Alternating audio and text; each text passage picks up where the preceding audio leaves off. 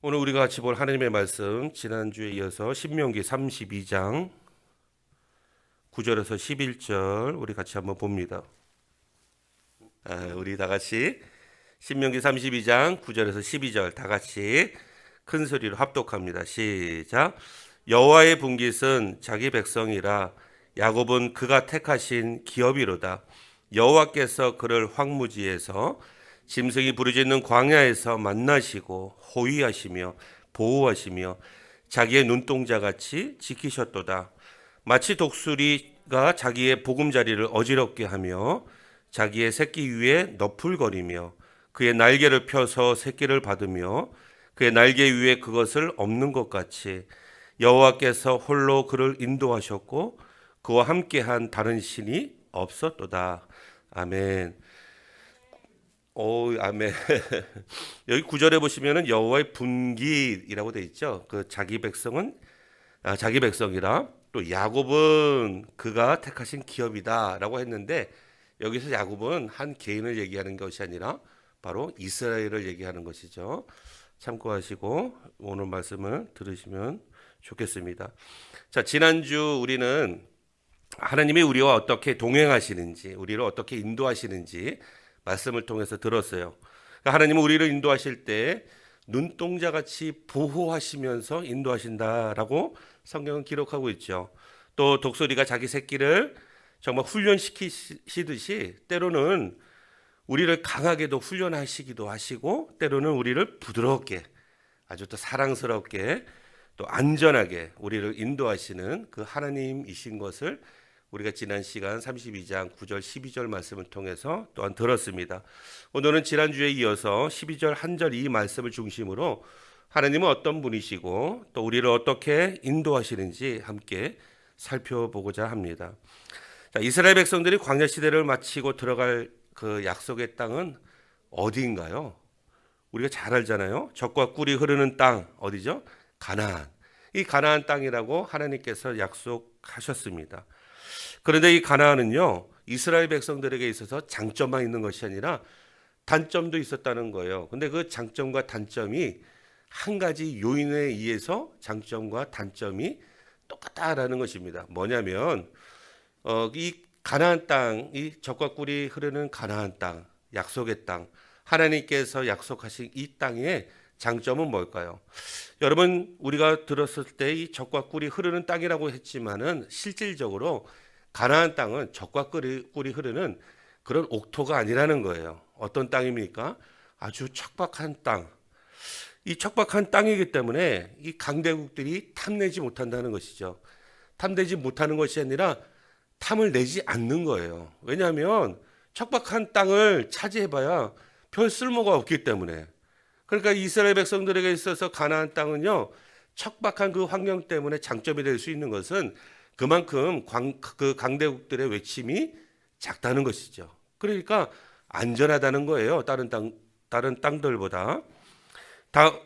반대로 단점은 뭐냐면 이 척박하다 보니까 이 거칠고 황량해서 자주 가물고 메말랐다는 것입니다. 그러니까 뭐예요? 곡식이 자라기가 힘든 상황이죠. 비가 내리지 않으면 가물어서 항상 기근이 찾아오는 그 땅이라는 것입니다. 이게 바로 단점이라는 것이죠. 그래서 그들은 항상 가난과 싸워야 하는 그런 궁핍한 생활을 할 수밖에 없었다는 것입니다. 그래서 이스라엘 백성들은 처음에 이 땅에 들어갈 때, 정탐할 때 의아해할 수밖에 없었어요. 왜냐하면 자기들이 생각했던 그 환상의 땅, 하나님이 젖과 꿀이 흐르는 땅이라고 약속하셨으니까 그 땅을 상상하면서 갔을 거 아니에요. 근데 정작 들어가 보니까 젖과 꿀이 흐르는 것이 아니라 척박한 땅이다. 자기들이 상상했던 것과는 정반대의 땅이 가나안 땅이니까 의아할 수밖에 없었죠. 왜? 하나님께서 약속하신 땅이 이런 땅이라고? 여러분 좀 의심하지 않았을까요? 왜 하나님께서 이런 땅으로 보내셨을까? 자, 출애굽할 때도 마찬가지 아닙니까? 물론 430년 동안 애굽에서 종살이로 노예 생활로 고통 가운데 있었던 그들이 하나님, 우리의 하나님, 제발 우리를 건져 주시옵소서라는 그 시름소리를 들으시고 건져 주셨잖아요.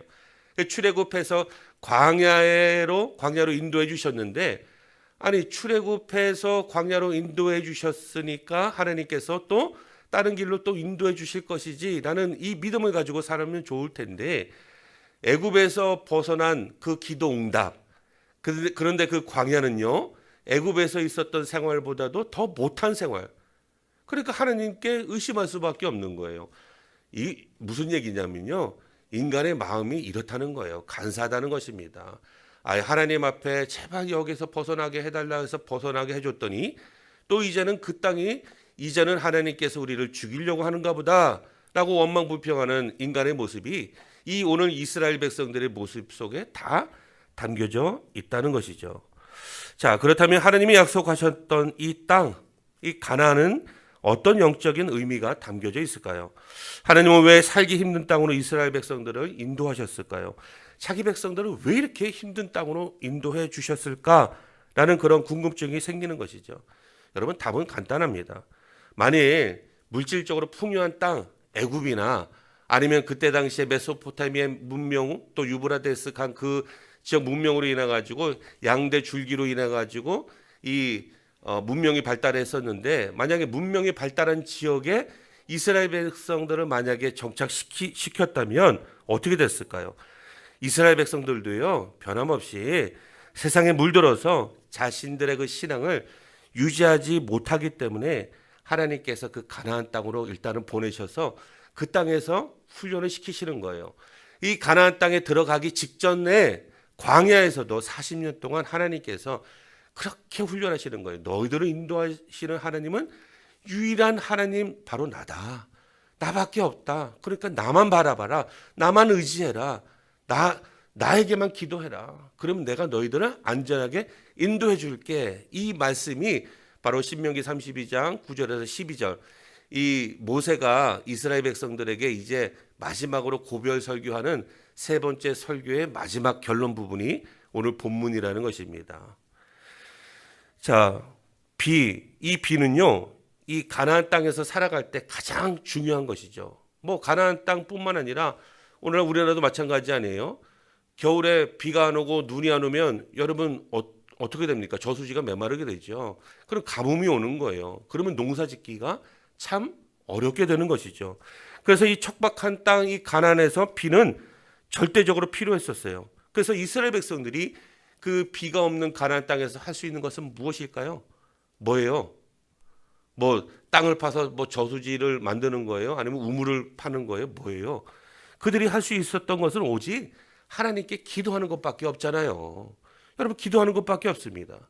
그런데 정작 생사가 걸린 이 가뭄과 기근이라는 이 어려움이 그들에게 닥쳤을 때는요, 하나님을 더 의지하고 하나님 앞에 무릎 꿇고 기도해야 됨에도 불구하고 이들은 그 환경을 탓하는 거예요. 그러다 보니까 하나님을 원망하고, 그러다 보니까 하나님보다 주변에 있는 이방 나라 신들, 그 가나안에 많이 넘쳐나고 있는 여러분 세상 신들, 그 신들을 더 의지하는 이스라엘 백성들의 모습을 보게 되는 것이죠. 무슨 말이냐면 오늘날도 여러분 하나님을 믿는다고 하면서 삶에 어려움이 생기면 어떻게 됩니까? 어떻게 돼요? 하나님을 의지하면 더 좋죠. 근데 하나님을 믿는다고 하면서도 하나님을 의지하기보다 돈을 쫓아갑니다. 사람을 쫓아가요. 또 용하다고 소문난 곳을 찾아가죠. 뭐 점집이든 철학관이든 뭐 무당을 찾아가든지 사주팔자를 보고 자기 자신에게 도움을 줄 만한 사람들을 찾아서 여러분 다니는 오늘날 그리스도인들의 모습, 물론 몇몇에 불과하지만요. 여러분, 정치인들도 선거철만 되면 요번에 선거 끝났을 때 선거 운동할 때 어떻습니까? 정치인들의 모습 속에 크리스찬들도 있었잖아요. 그런데 그 크리스찬들의 모습을 보면요, 참 안타깝기 그지없죠. 뭐 역대 정권들마다 선거 운동 하시는 분들 보면 다 참 정말 목사가 보기에 부끄러운 거예요. 뭐가 부끄럽다는 것입니까? 이 표를 구걸하려고요, 예수 믿는다는 사람이 자신은 크리스찬입니다, 기독교인입니다 분명히 얘기하면서도 어디를 가요? 절간에 가서 같이 합장하고 거기서 108배를 드리고 무당을 찾아가서 또 기웃기웃거리고, 표가 있는 곳이라면 어디든지 상관이 없는 거예요. 여러분, 하나님을 믿는다는 사람들이요, 세상 신 앞에 굽신거리는 것과 오늘 이스라엘 백성들의 모습과 똑같다라는 것입니다. 여러분, 물론 문제가 생기고 또 어려운 일이 있을 때 무조건 기도만 하라는 것이 아니죠. 여러분, 살아가는 동안 해결해야 될 일들이 있고 또 어려움을 당하게 되면 당연히 할 수 있는 데까지 최선을 다해서 노력해야 되겠죠. 그러나 어려움이 닥쳤다고 여러분, 그렇다고 해서 하나님을 버리고 등지고 세상을 더 의지한다면 여러분, 하나님을 버리는 행위나 마찬가지잖아요. 여러분, 그런 사람들이 하나님을 믿는다고 자신 있게 얘기할 수 있습니까? 여러분, 하나님도 믿고 세상 신도 함께 믿고 그러면 뭐 일석이조 뭐 이런 것입니까? 아니잖아요. 여러분, 하나님을 버리는 행위나 마찬가지예요. 성경은 이런 것을 보고 뭐라고 표현하냐면요, 이것을 바로 간음이라고 얘기하는 거예요. 간음. 하나님께서 이스라엘 백성들이 들 보고 뭐라고 말씀하셨냐면 간음했다. 너희들이 간음했다. 여러분, 남자와 여자 관계에 있어서 간음, 이것도 간음이지만요, 더 무서운 간음은요, 하나님을 믿는 하나님의 백성들이 하나님을 버리고 등지고 세상을 기웃거리고 세상 신 앞에 무릎 꿇는 이런 행위들을 하나님은 세상에서 가장 무서운 간음죄라고 말씀하고 계시는 것입니다. 여러분, 신자라고 하지만 이런 사람들은 우리는 불신자라고 말할 수밖에 없어요. 우리 인간은요, 하루에도 수십 번, 수백 번 여러분 더 간음하는 것, 그런 생각이 좀 들어요. 여러분, 하나님에 의해서 우리는 어떤 사이입니까? 하나님에 의해서 여러분, 우리는 언약으로 맺어진 그 언약의 줄로 굳게 연결되어져 있는 사람들이에요. 그래서 하나님께서 한번 택한 하나님의 백성들은요, 하나님을 벗어나서는 도저히 살 수 없는 존재들이에요. 왜? 하나님께서 언약의 줄로 꽁꽁 우리를 묶어놨기 때문에 그래요. 그런데 인생의 가뭄이 왔다고 등을 돌린다면 여러분, 하나님의 마음이 어떠실까요? 그동안 은혜 받았던 모든 것들 하루아침에 순삭해버려요. 순식간에 삭제시켜버려요. 먹고 사는 문제로 하나님을 무시하고 산다면 하나님은 나의 아버지라고 고백했던 그동안의 그 신앙 고백은 여러분 모두 거짓이 아니고 뭐겠습니까? 여러분, 불신앙이잖아요. 불신앙. 인간은 이처럼 수시로 변한다는 겁니다. 그러나 하나님은 어떤 하나님이시라는 걸 강조하고 싶은 거예요. 모세가 영원히 불변하신 하나님이시다. 그 하나님은.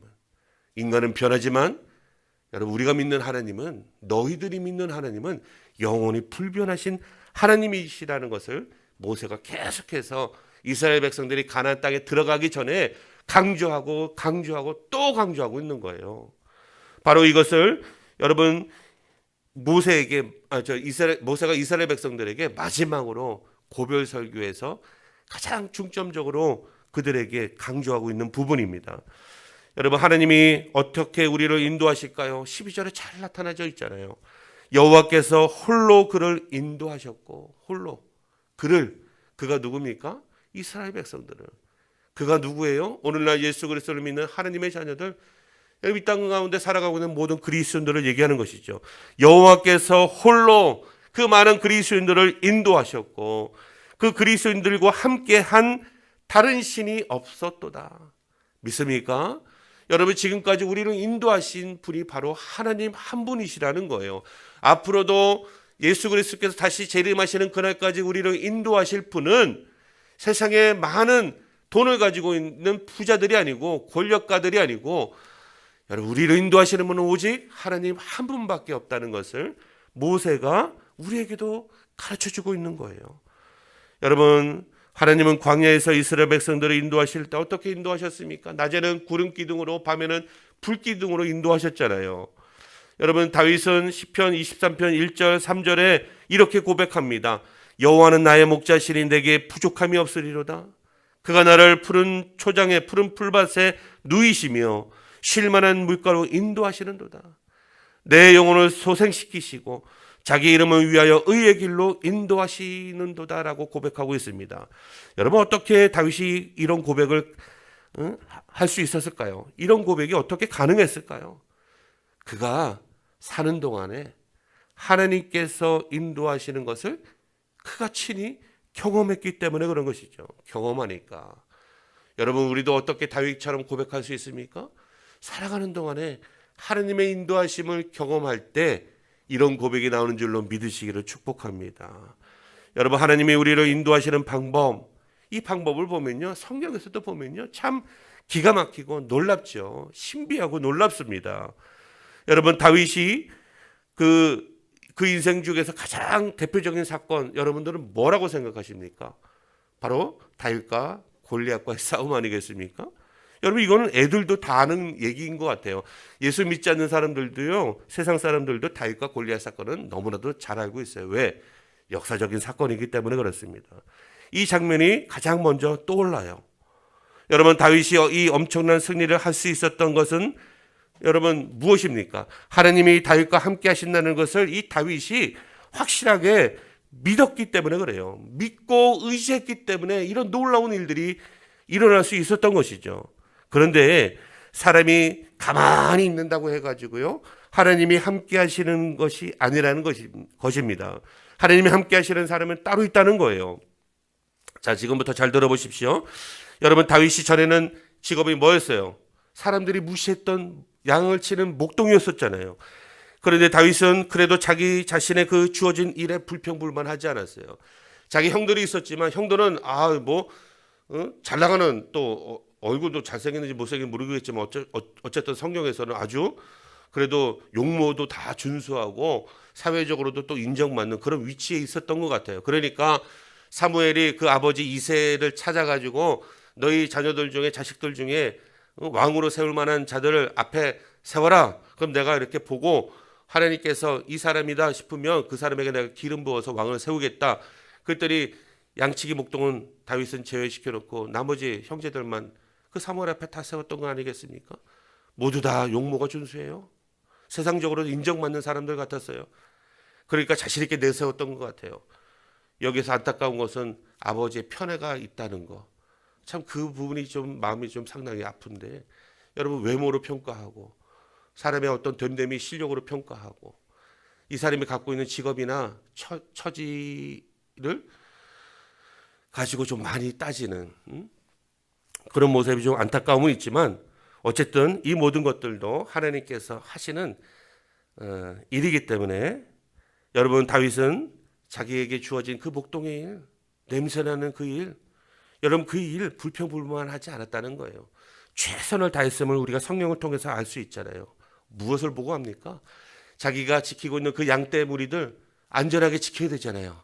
주변에 양들이 풀을 뜯어먹고 있으면 그 양들을 잡아먹으려고 달려들려고 하는 사나운 맹수들이 얼마나 많이 있습니까?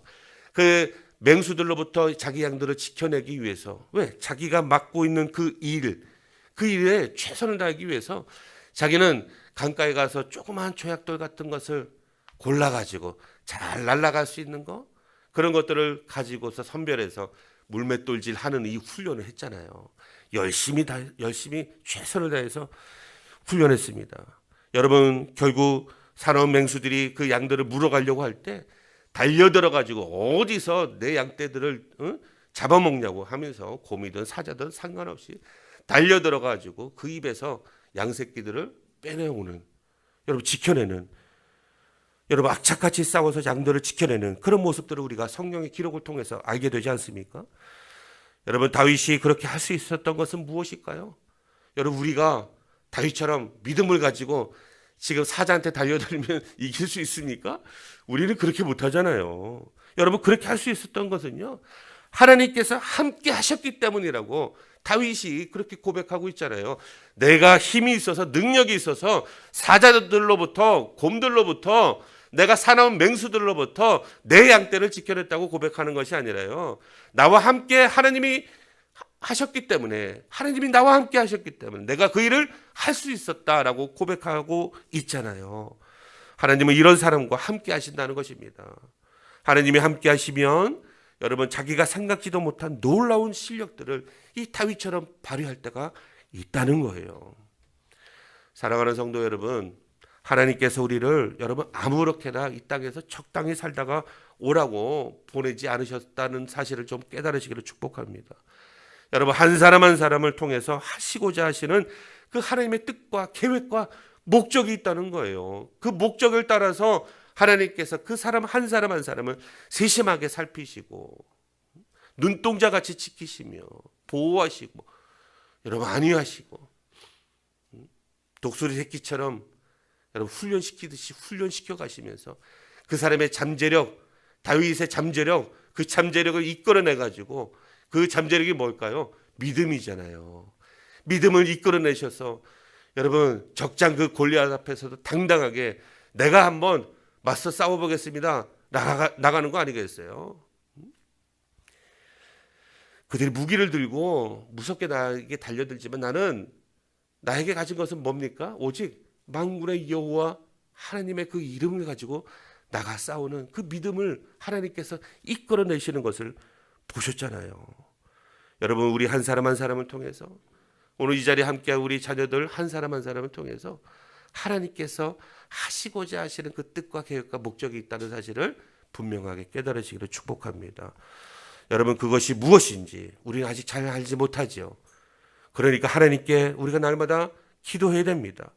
기도해서 묻고 듣고 또 순종하며 나갈 때 하나님께서 돕는 자들을 또 붙여주시고 하나님께서 성령 하나님을 통해 함께 합력하여 이겨나갈 수 있도록 도와주신다는 거예요. 그렇게 할 때 하나님의 사람들에게 하나님의 능력이 나타나게 되는 줄 믿으시기를 축복합니다. 여러분 성경에 등장하는 많은 사람들의 인생을 한번 보십시오. 하나님을 믿는 사람들은요 하나같이 다 하나님의 능력을 경험했다는 거예요. 그들의 힘이 아니라 하나님의 도우심으로 이루어졌음을 그들이 고백하는 것을 성경 곳곳에서 믿음의 사람들을 통해서 우리가 발견하게 되는 것입니다. 이와 같이 하나님은 그 잠재되어 있는 능력들을 삶에서 훈련시키시고 하나님의 영광을 드러낼 수 있도록 그들을 반드시 여러분 인도해 주신다는 것입니다. 하나님은 또 이 기도응답을 통해서 우리의 앞길을 인도해 주신다는 거예요. 이스라엘 백성들을 보면 하나님의 사랑을 많이 받은 걸 우리가 알죠. 그래서 주변에 있는 이방 나라들이 많이 시기 질투했어요. 여러분 오늘날 많은 그리스도인들도 과거에 이스라엘 백성들에게만 이런 기적과 이적을 보여주시고 오늘날 우리에게는 기적과 이적은 전혀 안 보여주시고 여러분 원망하는 사람들도 종종 있더라고요. 어쨌든 여러분 이스라엘 백성들을 보면요 참 우리보다 더 많은 은혜를 그들이 받아 누렸던 것 같아요. 그런데요 그러면서도 불구하고 하나님께 불순종했던 그들의 모습, 때로는 하나님께 등을 돌리고 하나님을 거역하는 일이 정말 많았다는 것입니다. 그러다가 또 낭패를 보면 어떻습니까? 어려움을 당하게 되면 또 어떻습니까? 여러분 그때마다 하나님의 마음을 아프게 해드리면서도 다시 하나님 앞에 찾아와서 살려달라고 또 엎드리고 회개하는 그들의 모습을 또 보게 되잖아요. 여러분 좀 잘 나갈 때 하나님을 더 믿고 신앙생활 잘하고 하나님의 기쁨이 되면 참 좋겠는데 잘 나갈 때는 세상을 의지하다가 또 갑자기 어려워지고 낭패를 당하게 되면 또 하나님 앞에 와가지고 또 울고불고 살려달라고 또 떼를 쓰고 여러분 인간적으로 생각해 보면요 얼마나 염치 없는 행동입니까? 여러분 부모 입장에서 자식들이 만약에 이스라엘 백성들 같다면 아무리 사랑스러운 자녀라도요 때로는 여러분 밉지 않습니까? 안 미워요? 저만 그런가요? 밉잖아요. 그런데 어떤 사람들이 여러분 하나님을 원망하는지 아십니까? 여러분 하나님께 기도하지 않는 사람들이 하나님을 원망한다는 거예요. 여러분 하나님께 또 하나님과 교제하지 않는 사람들, 그런 사람들이 여러분 삶을 살아가면서 하나님을 원망한다는 것입니다. 그러다가 조금만 힘들어지면 어때요? 그때부터 하나님은 없다. 여러분 하나님을 무시하고 살아가죠. 하나님을 믿어도 별 소용이 없더라. 교회 나가봐도 별 소용이 없더라. 그 시간에 차라리 세상에 나가서 돈을 더 벌지. 여러분 이런 사람들도 있다는 것입니다. 그러나 하나님은 하나님께 등을 돌리고 또 불순종했을지라도 하나님 앞에 와서 또 다시 엎드려서 하나님 살려주세요, 도와주세요 또 기도하면 하나님은 그 사람을 절대 외면하지 않으시고 또 기도에 응답해 주신다는 거예요. 여기서 중요한 단어가 있어요. 또 이스라엘 백성들은 또 그리스도인들은 하나님을 등지고 또 하나님을 배신하고 세상에 나가서 기웃기웃거리지만 그래도 그들이 돌아와서 회개하면 하나님은 또 거절하지 않으시고 하나님은 또 그 기도에 응답해 주시고 그들을 용서해 주시고 하나님께서 복을 주신다는 겁니다. 여러분, 이처럼 하나님은 자기 백성을 끝까지 포기하지 않으신다는 거예요. 모세가 지금 마지막 고별 설교를 통해서 바로 이것을 알려주고 싶은 거예요. 제발 하나님은 이런 하나님이다. 너희들이 가나안 땅에 들어가서도 어떤 환경에 있을지라도 제발 하나님이 이런 하나님이심을 잊어먹지 말라라고 정말 귀가 따가울 정도로 잔소리처럼 그들에게 들려주고 싶었던 것입니다. 여러분, 이스라엘 백성들 과거를 보십시오. 지난날 보십시오. 광야 생활할 때, 또 홍해를 마주하게 될 때, 요단강 앞에 섰을 때, 그때마다 하나님이 우리를 죽이려 한다고 얼마나 이스라엘 백성들이 원망불평했습니까? 그러다가 다른 방법이 없으니까 또 모세를 앞장 세워서 하나님 앞에 기도하게 했어요. 그랬더니 하나님은 또 그들의 기도를 들어주시고 또 먹을 것을 주시고 마실 것을 주시고 홍해도 건너게 하시고 여러분 요단강도 무사히 건너게 해주셨던 그 하나님의 놀라운 사건들을 우리가 성경을 통해서 보게 되잖아요. 여러분, 이것을 기억하라는 거예요. 기억하라는 거예요. 12절에 있는 말씀처럼 여호와께서 홀로 그를 이스라엘을 인도하셨고 그와 함께한 다른 신은 절대 없다. 그러니까 가나안 땅에 들어갔을 때, 세상에 나갔을 때 세상 사람들이 이 신이 좋다, 저 신이 좋다, 이 신은 능력이 있고 이 신은 다산을 주고 저 신은 풍요를 주고 저 신은 비를 내려주고 자녀들을 잘 되게 해주고 이런 신들이 아무리 많다고 하더라도 그 신들에게 절대 기웃기웃거리지 마라. 너희들을 인도하시는 분은 오직 여호와 하나님 한 분밖에 없다라는 것을 강조하고 싶은 것이죠. 여러분, 당시나 지금이나 어떻습니까? 인간들을 보면 참 대놓고 얄미운 것 같아요. 여러분, 다른 사람들이 얄미운 게 아니라요, 바로 제 자신을 보면 정말 얄미운 것 같아요. 왜요?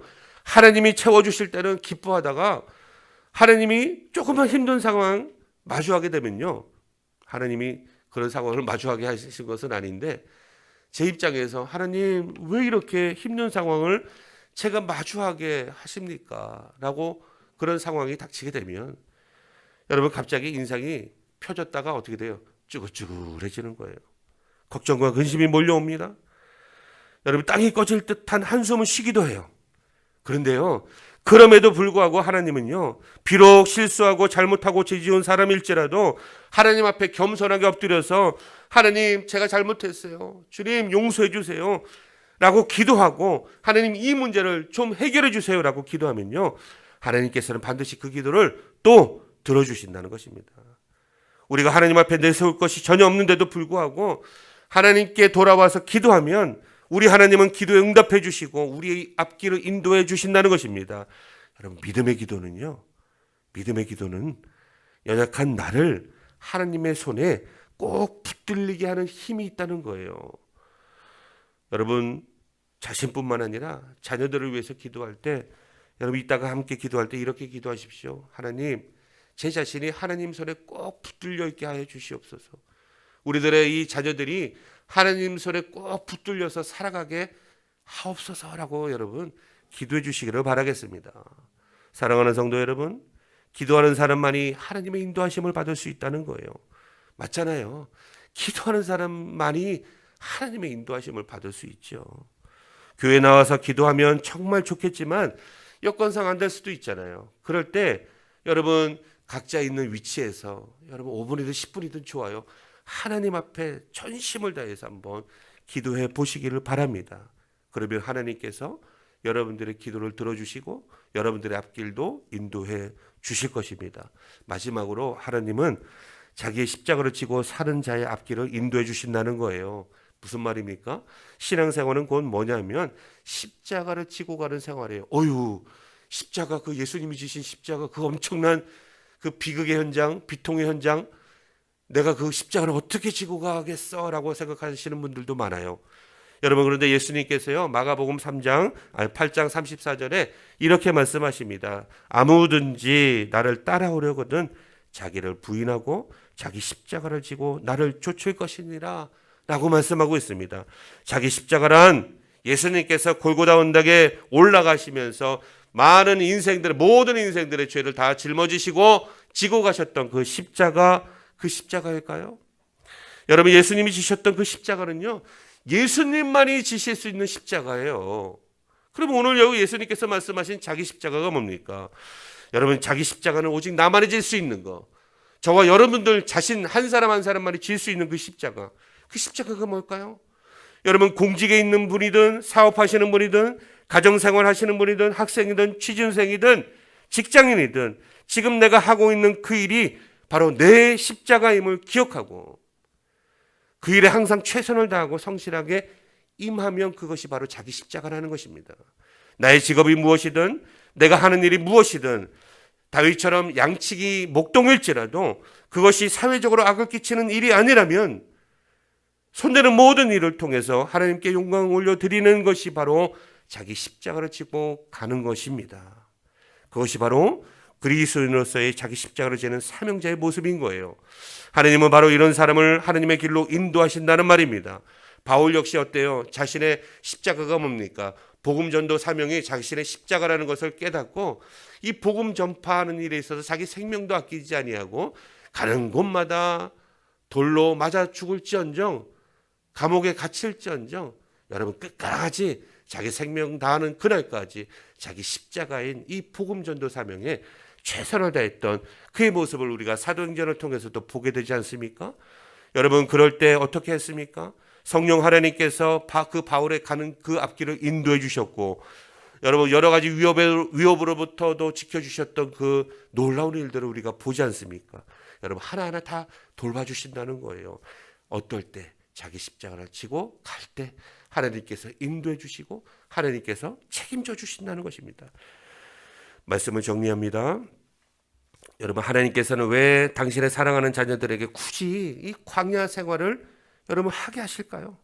왜 척박한 그 비옥한 땅이 아니라 척박한 가나안 땅으로 보내서 왜 하나님이 고생하게 그렇게 살게 하실까요?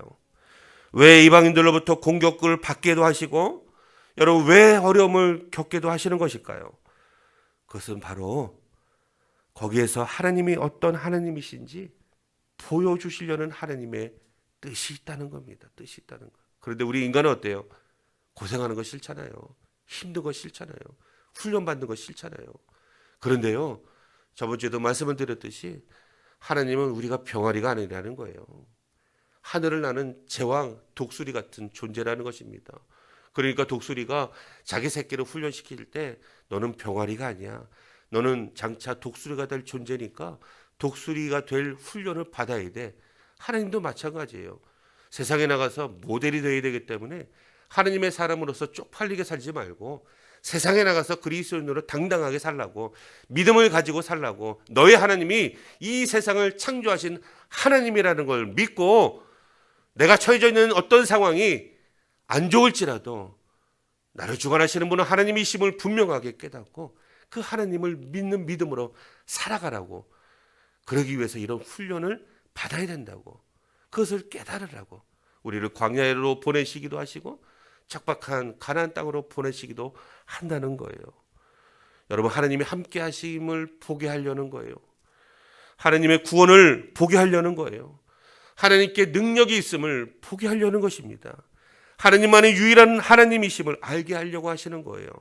하나님만이 우리 인생을 주관하시고 계심을 알게 하려고 하나님께서 우리를 때로는 그런 가운데 거닐게 하신다는 것입니다. 사랑하는 성도 여러분, 주와 같이 길을 걸어간다는 것은요, 척박한 가나안 땅이지만 인간들은 모두 그 땅이 죽은 땅이라고 말하지만, 쓸모없는 땅이라고 말하지만, 하나님이 하나님의 백성들과 함께 하신다면 거친 땅도 비옥한 땅으로 만들어주시고 척박한 땅도 적과 꿀이 흐르는 땅으로 변하게 해주신다는 것입니다. 아무리 가진 것이 없고 사회적으로도 연약하고 인생이 힘들고 죽겠어도 하나님이 함께 하시는 인생은 기쁘고 즐겁고 행복한 인생이 될 수밖에 없다는 것입니다. 주와 함께 길을 걸어가는 그 인생은요, 기쁨이 넘쳐나고 즐거움이 넘쳐나고 삶에 항상 만족함이 있다는 것입니다. 내 눈에 보기에 가망이 없고 내 눈에 보기에 희망이 없어 보여도 하나님이 함께 하시면 된다는 것입니다. 여러분, 하나님이 째째한 하나님이십니까? 우리 하나님은 온 우주를 창조하시고 온 우주의 주인이 되시고 우리 인생의 주관자 되십니다. 여러분, 우리 인생의 생사화복이 누구에게 있습니까? 나에게 있습니까? 우리 부모에게 있습니까? 대통령에게 있습니까? 그들은 책임져 주지 못해요. 여러분, 나 한 사람 한 사람의 인생의 주관자는요, 오직 한 분이신 하나님밖에 없다는 사실입니다. 우리의 모든 생사화복 그분께 달렸다는 거예요. 그러니 주와 함께 날마다 기쁨으로 감사함으로 길을 걸어가시는 저와 여러분들 되시기를 바라겠습니다. 그렇게 할 때 하나님께서 길을 열어주시고 하나님께서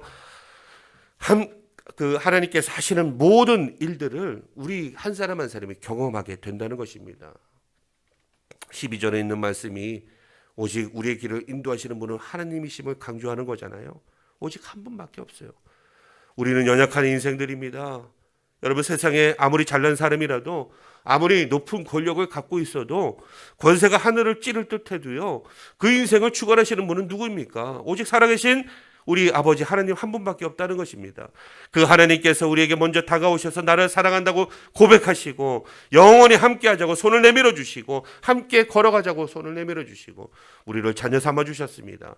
그러므로 자녀로서의 영적 이 자존감을 회복하시기를 축복합니다. 또 영적 자존감이 날마다 높아지시기를 축복합니다. 하나님 아버지께 모든 인생을 맡기는 믿음으로 살아가시기를 축원합니다. 자녀도 맡기십시오. 배우자도 맡기십시오. 먹고 사는 문제도 맡기십시오. 직장의 문제, 질병의 문제, 취업의 문제도, 친학의 문제도, 여러분 사업의 문제도 하나님께 다 맡기십시오. 그리고 더욱더 열심히 자신에게 주어진 일에 최선을 다하시기를 축복합니다. 그러면 머지않은 날에 하나님께서 우리 한 사람 한 사람 귀하게 쓰실 줄로 믿습니다. 주와 같이 길 가는 인생, 여러분 하나님과 함께 동행하는 그 인생은요, 분명 세상 최고의 복된 인생이 될 줄로 믿습니다.